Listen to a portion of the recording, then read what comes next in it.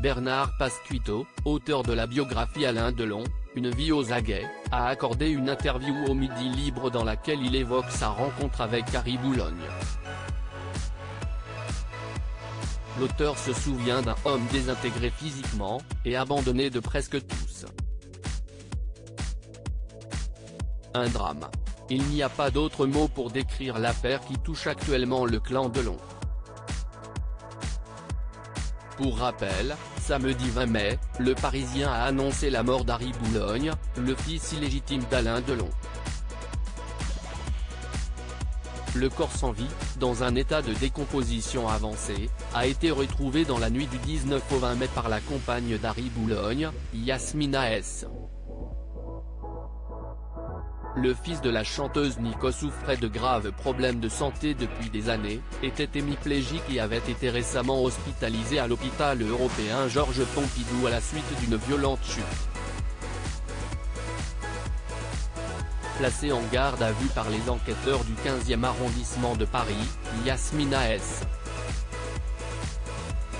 a expliqué être rentrée d'un voyage en province lorsqu'elle a découvert le corps d'Harry Boulogne. Finalement, comme l'a rapporté Le Parisien ce lundi 22 mai, elle a été mise en examen pour non-assistance à personne en danger, homicide involontaire, transport, détention, acquisition et cession de stupéfiants. D'après le témoignage de Yasmina S. Harry Boulogne aurait été victime d'une overdose, mais elle n'aurait pas alerté les secours, par peur des poursuites judiciaires.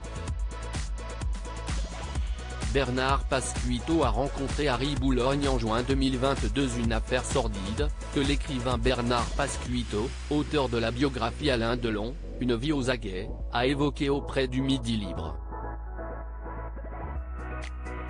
Il avait rencontré Harry Boulogne le 9 juin 2022 dans le cadre de cette biographie et confirme avoir été accueilli par Yasmina dans l'appartement de la rue Cambronne du défunt. Et ce qui l'a frappé, c'est l'état de délabrement, de dénuement, de désintégration physique étonnante, dans lequel était Harry Boulogne. Je ne m'attendais pas à ça. Sur les 15 dernières années, il avait eu 2 AVC absolument destructifs. On sait que pendant plus de 30 ans il avait été drogué et avait fait plusieurs cures de désintoxication. Désormais il était hémiplégique. Il a fait notre rencontre assis couché dans un fauteuil, il était complètement tordu, il parvenait à peine à tenir sa cigarette, a confié Bernard Pasquito.